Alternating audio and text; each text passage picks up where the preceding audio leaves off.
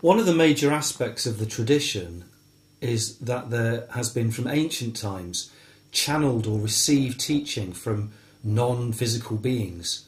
And an inherent problem with that is that they tend to become their own authority. So, for example, with some of the theosophical writings like Charles Leadbeater, you have volumes of received writings about, say, what Atlantis was like, but there's no way of confirming whether he was just on a flight of fancy. So what's your take on the idea of divinely inspired works? It's a challenge. It's always been a challenge. Every religion has had people out on the edges prophesying this, that and the other. And it's really a social perception of orthodoxy. What's in and what's out. Who's in, who's out. Who has the right credentials. Who fits within the power structures. There's lots of ways of looking at it. I don't have an answer to that.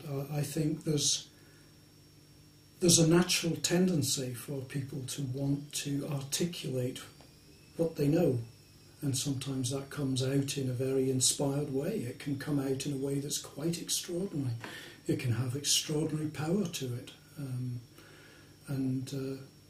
Nietzsche, probably the last person in the world you would think of as producing divine inspiration, he describes it very clearly. He said it's an almost irresistible force. It's almost like a god wells up inside you and speaks through your mouth. And this happened to him, and yet he was the most atheistic of philosophers.